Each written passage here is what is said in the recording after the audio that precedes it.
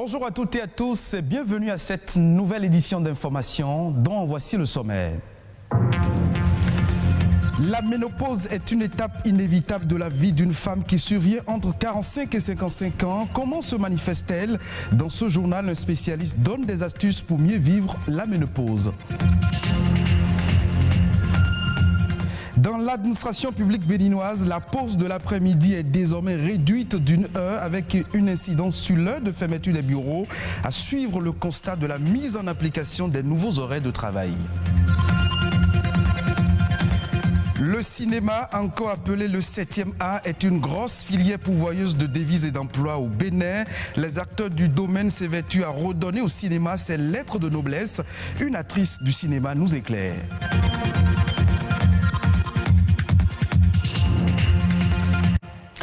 C'est une étape importante de la vie d'une femme. La ménopause est un phénomène physiologique naturel qui survient généralement entre 45 et 55 ans et se traduit par l'arrêt définitif des règles et de la perte de la fertilité.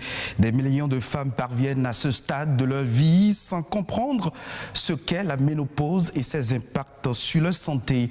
Amandine Aniaboussou nous en parle amplement à travers cet élément. Phénomène naturel chez la femme, elle demeure leur plus grande peur. Le passage à la ménopause décèle certaines craintes, car souvent considérée comme une calamité ou une maladie. La ménopause, c'est une étape de vieillissement physiologique dans la vie de la femme. Et cette étape est caractérisée par un ensemble de modifications, de changements que la femme aura à constater sur son organisme. Elle intervient chez les femmes dont l'âge est compris entre 45 et 55 ans. L'arrêt de production d'oestrogènes et de progestérone s'accompagne de symptômes que l'on appelle troubles du climatério. Ces symptômes sont variables d'une femme à une autre. Les symptômes les plus courants que nous avons régulièrement comme motif de consultation, il y a des épisodes de transpiration excessive qui s'alternent avec les bouffées de chaleur. Il y a la nervosité, le stress qui augmente. Il faut reconnaître également que suite à ces modifications hormonales, la femme dans cette période est susceptible de développer plusieurs pathologies liées à d'autres organes tels que sur le plan cardiovasculaire.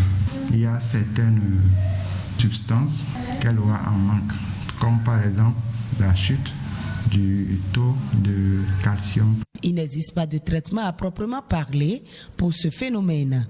En revanche, des solutions existent pour atténuer les symptômes. La femme est exposée à plusieurs facteurs de risque. Déjà, au plan psychologique, il faut que la femme comprenne que c'est une étape physiologique, ce n'est pas la fin de la féminité. Toutes les modifications que la femme constate en cette période, on peut, quand elle est bien encadrée, on peut retarder la survenue de ces modifications-là, que ce soit par des soins d'entretien, que ce soit par des médicaments, que ce soit par des exercices physiques pour l'entretien corporel. Donc il y a tout un arsenal de choses qu'on peut utiliser pour permettre à la femme de toujours bien se valoriser pendant cette période qu'on appelle la ménopause. La ménopause est encore un sujet tabou dans nos sociétés. Elle n'est pas un drame. Bien vivre sa ménopause dépend du corps, de la tête et de l'environnement. On parle toujours santé, mais cette fois-ci du coronavirus. L'Afrique du Sud connaît une nette augmentation de cas de contamination alimentée par un nouveau variant de la Covid-19. Pour endiguer cette recrudescence record, le pays a décidé de fermer ses frontières. Les précisions dans ce reportage signé par nos confrères de France 24. Au poste frontière de Bay Bridge, les personnes et les camions ne peuvent plus circuler. C'est même toute l'Afrique du Sud qui ferme ses portes pendant un mois. To reduce congestion and the high risk of transmission, Cabinet has decided that the 20 land ports of entry that are currently open will be closed until the 15th of February for general entry and departure. Une décision mise en place après les débordements de ces derniers jours. Des milliers de personnes ont tenté d'entrer en Afrique du Sud depuis le Zimbabwe voisin, où un nouveau confinement a été mis en place. Le président Cyril Ramaphosa a également prolongé les mesures de confinement partiel, dont le couvre-feu de 21h à 6h ou encore l'interdiction de vente d'alcool. L'Afrique du Sud est le pays le plus touché du continent.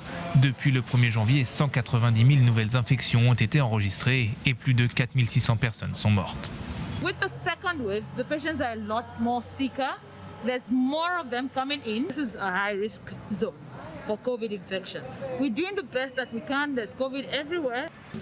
Les autorités comptent beaucoup sur l'arrivée du vaccin pour stabiliser la situation.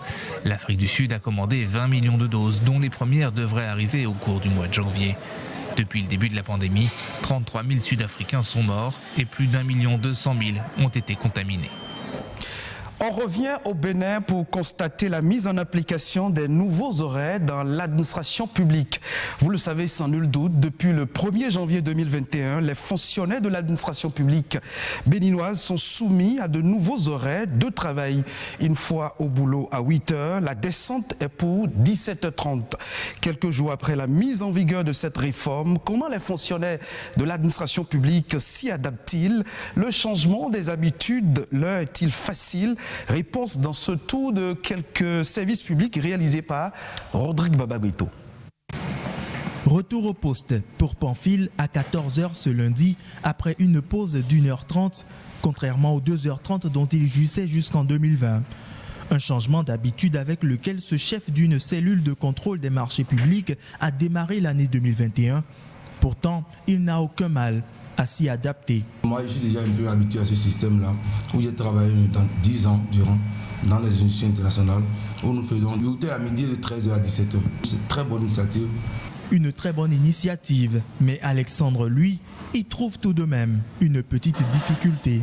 Si je dois vous dire comment j'ai géré la pause, nous on a eu une séance aujourd'hui par exemple, à la Bourse du Travail, et la séance devait commencer à 13h. Donc quand je suis sorti à 12h30, je suis allé à cette séance-là. Mais j'ai dit que nous devons faire l'effort de finir rigoureusement à 13h30. Le temps que je puisse quitter la bourse pour être à mon bureau. Donc à mon humble avis, ça nous profite. Mais la pause, c'est un petit souci. Du côté de l'Agence de développement de l'entrepreneuriat des jeunes, ADEJ, c'est déjà par une note de service en date du 31 décembre 2020 que le directeur a informé ses collaborateurs du réaménagement des horaires de travail. Un peu plus de 10 jours après la mise en application, cette directrice du service administratif fait le point. Il n'y a pas eu d'incident, il n'y a rien eu, le personnel s'adapte et voilà. Puisque désormais l'heure de sortie est fixée à 17h30, le soulagement est le sentiment le mieux partagé par les agents. Quand on doit avoir tout ce à quoi on est soumis et à partir de 18h30, les embouteillages, l'heure à laquelle on se retrouve et chez nous, dans nos maisons, il faut dire que ce n'est pas très bénéfique pour nos familles, pour nos enfants. Et donc, pour moi, en tout cas, c'est salutaire. Ça nous permet aussi de nous concentrer davantage sur nos dossiers parce que le laps de temps que nous passons était un peu grand, ce qui fait que des fois nous perdons le fil pour les dossiers qu'on avait déjà entamés en début de journée. Au ministère de la fonction publique, les premières heures d'entrée en vigueur de ce réaménagement sont déjà suivies d'un petit bilan. Abdoulaziz Malik est le pilote de cette réforme et se réjouit du retour que lui font les agents des services basés à Cotonou. Là où nous avions peur au départ quand on appliquait ça, c'était le changement des comportements parce que les gens devaient reprendre à 14h au lieu de 15h. À ce niveau, les données que nous avons sont très très satisfaisantes parce que la plupart du temps, les gens reprennent effectivement à 14h. Tout porte à croire que cette nouvelle réforme du gouvernement est bénéfique pour plus d'un ici à Cotonou. Les jours prochains, bilan sera fait pour les services publics situés dans les autres départements. On parle à présent culture et développement. Le cinéma est un art qui constitue aujourd'hui un vecteur important pour le développement de toute nation. Mais force est de constater que le 7e art est très peu considéré compte tenu de plusieurs facteurs. C'est la raison pour laquelle les acteurs du domaine s'évertuent à redonner au cinéma ses lettres de noblesse. Espoir Abou-Gorin est une actrice du cinéma. Elle nous parle du cinéma et de ses atouts pour le développement. Le cinéma peut contribuer au social à travers la sensibilisation. C'est-à-dire que grâce au cinéma, nous servons de courroie de transmission de messages par rapport aux populations. Nous servons de courroie de transmission de l'information. Tout le monde ne suit pas les informations. Aujourd'hui, tout le monde n'est pas adapté à ce style de communication. Beaucoup parfois s'ennuient parce que je vois quelqu'un en train de présenter. Donc, le moyen que le cinéma a trouvé pour sensibiliser, c'est au moyen de l'art. C'est-à-dire qu'on se dit, je vais suivre un film, ça va être intéressant et tout. Et nous profitons de ce moment de distraction pour faire passer un message fort, poignant, une information. Nous avons la possibilité aujourd'hui de révolutionner le 7e art à travers notre identité, notre culture. Et c'est heureux et louable de savoir que beaucoup commencent à comprendre. Donc je peux dire que oui, si on compare avec comment on a commencé et où nous en sommes actuellement, on peut dire que oui, déjà on fait du cinéma. Je pense qu'il faut y aller parce que tout est dans le rêve et tout est dans la concrétisation de ce rêve. Si vous vous mettez à pied d'œuvre, vous actionnez la machine et que vous persévérez, vous allez y arriver et même que vous finirez par être nourri par cet art, par en vivre, ça deviendra un métier pour vous. Le jeune a tout intérêt à se lancer dans ce métier pour la simple raison que plus vite il commence, mieux c'est, et plus il est jeune, plus il apprend et plus il s'impose.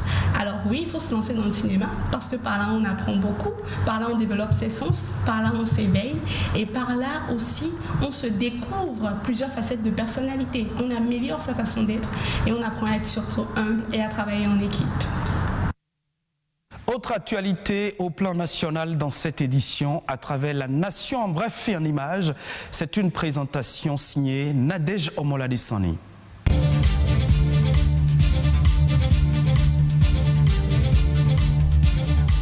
Les statistiques liées aux effets socio-économiques de la COVID-19 au Bénin sont désormais connues. L'Institut national de la statistique et de l'analyse économique a publié les résultats de 2 enquêtes complémentaires réalisées en partie par téléphone sur le sujet avec l'appui de la Banque mondiale et du PNUD. Les 2 enquêtes qui ont porté sur la proportion des ménages vulnérables, la proportion des entreprises vulnérables face à la crise, ainsi que le niveau d'appréciation des Béninois par rapport aux mesures d'accompagnement prises par le gouvernement révèlent que le Bénin a présenté une bonne résilience face à la crise de la COVID-19. Sur l'ensemble du territoire national, 37% des ménages ont été vulnérables face à la COVID-19. Il faut également retenir qu'environ 40% des entreprises formelles et des unités de production informelles ont été fragilisées par la crise sanitaire. Une nouvelle loi vient d'être votée en vue de réglementer l'organisation des activités pharmaceutiques au Bénin. Le ministre de la Santé, Benjamin Humpati, a exprimé sa satisfaction par rapport à ce nouvel arsenal juridique qui aura le mérite de mettre de l'ordre dans ce secteur sensible de la vie des populations. Le vote de cette loi indique par ailleurs le ministre Humpati apporte une cohérence à l'ensemble des tests existants dans le secteur pharmaceutique. La dite loi renforcera à ses yeux la crédibilité du Bénin au regard des nouvelles exigences internationales en la matière.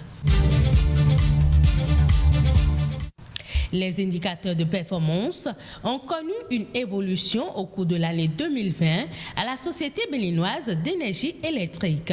Le nombre de clients a connu une hausse de 1,1% et le taux de branchement est passé de 89,39% à 100%. Plus de 100 objets de la divinité des eaux Mamiwata font l'objet d'une exposition permanente au centre culturel Villa Caro de Grand Popo. Dénommée Le Retour de Mamiwata, cette collection de statuettes provient d'une dizaine de pays africains. Ces objets avaient été exposés dans 2 musées avant d'être rapatriés définitivement au Bénin où ils retrouvent leurs origines. Ce tâte du collectionneur entre dans le cadre des discussions sur la restitution des objets ouest-africains des musées ethnographiques de l'Europe.